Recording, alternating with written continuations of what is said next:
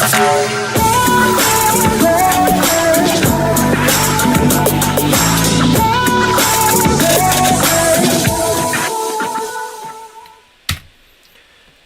everybody, Parker Vernon here. Welcome to the Selling Central Oregon live market update. Today is 6/21. It is a beautiful day here in Central Oregon, and we're going to jump into what is going on here in the Central Oregon market. First, I'd have to say that things are kind of rolling along. We aren't seeing as many listings as we have in the last few years, but things are still clipping along at a very good pace, and we're going to see exactly what's going on in the Central Oregon market. I think you guys are going to be pleasantly surprised, so let's jump on into it. So big news this week is we are still hovering right around the 7% interest rate mark. As you can see, 2023 we had a 7.14% interest rate on the 30-year fixed rate, and that is a little higher than what we're dealing with right now. The one thing that is a benefit is last year at this time we were seeing rates go up, and this was before rates started to creep towards 8.5%. Now we're sitting at 7 with the expectation that we're going to get into the 6s, which means that we're going to see a little bit more buying activity. We should see more sales activity coming through as summer clips along, and this warm weather has prompted just a lot more activity in the Central Oregon real estate market. So if you are a home seller, I think this is a great time to kind of gear up to get ready to sell, because we're seeing fewer and fewer days on market. So if we look at this year versus last year, we are actually up in Central Oregon just over just under 1%, about 0.75%. The overall Central Oregon landscape, we are up to 606,196, up from 601,993, and we're going to see bigger swings in certain markets than we are in others. And remember, this is just a year, or this is a month, this is a year-over-year overview from the dates of 6/15 to 6/21. So just in this week, compared to last year, we're up about $5,000. And for the overall monthly, we're going to get into that next week when you can see the overall shift for the month. So if we get into the Bend, Oregon market stats, you'll see that right now Bend has 798 total listings. We have 82 new listings that hit the market. We had 51 listings close, and we had 42 that went pending and under contract in this last week. So we are seeing new listings hit the market. There is a ton of inventory out there, which means that buyers have the ability to make some demands and get some concessions. As you'll see, Bend has seen a pretty significant upswing in price over the last year. We're sitting at $775 in 2024 versus $725, which is a huge equity gain. So if you're in the Bend market, you are seeing prices going up. You are a high demand area, and that has caused prices to spike, even though we have seen interest rates go up. Redmond, a little bit smaller market, but we have 335 total listings here in the Redmond market. We had 41 new listings hit the market this week, 26 that went under contract, and 22 homes closed. Redmond, just like Bend, has seen about a $50,000 increase. So we were up at $544,950 versus $496,807 at this time last year. Not too surprising though. Redmond is the fastest growing town in Central Oregon. It has a ton of upside, and you're seeing a very family-friendly culture come into the Redmond market. As of right now, Prineville, we have 124 listings on the market.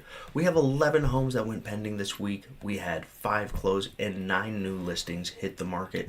So you're going to see in those smaller markets, smaller numbers. And don't let what's coming up on the next slide scare you, because while it looks like we've had a decrease in the overall sales price, I think you're going to be surprised at next week's month over month, because when you have smaller numbers, there's greater variability for closed properties. So while it looks like Prineville's gone down about $5,000 over the last year, it's not necessarily true. Prineville just doesn't have a lot of closings week to week, and that can really affect what those overall median numbers are. Because if you have a big number that closes, a big selling house that closes, it will affect that number a lot more significantly than, say, a Bend or a Redmond, where you're going to see a lot more continuity within that marketplace just due to the volume.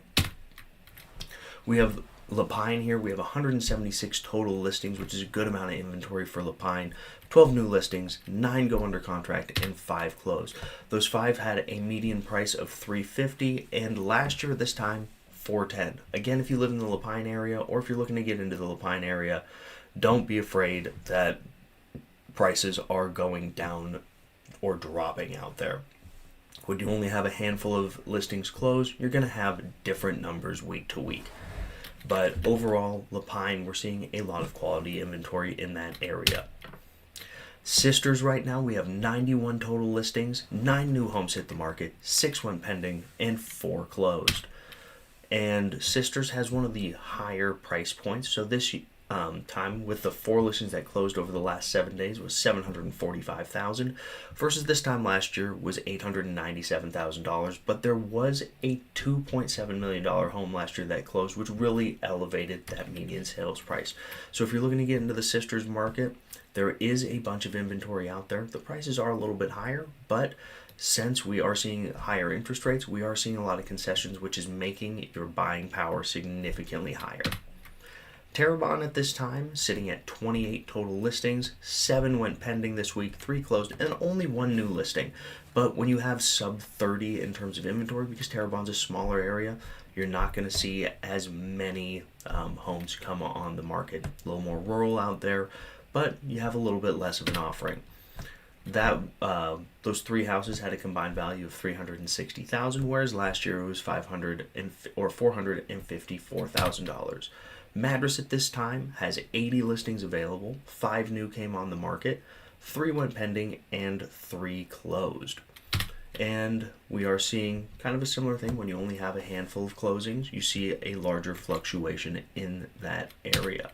So when you're looking at the overall Central Oregon market, what's going to be really good is getting into, well, just the market overall. We're seeing a lot of different things that are a huge benefit because, well, when you saw that kind of 0.75% year over year, I think you're going to be pleasantly surprised with next week's show where it covers the entire month of each area. And we've seen pretty consistent appreciation throughout the Central Oregon area.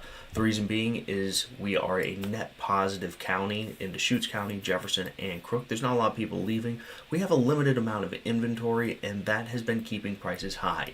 As a broker, I have been seeing a few price reductions across the board, but that is really because we are sitting at that 7% interest rate. And as that rate continues to come down, we're going to see a major outpouring of buyers that have been pent up because there is a lot of pent up demand in the Central Oregon area. As soon as those prices become more accessible, we're going to see more and more homes hit the market, and we're going to see the average time on market really drop off.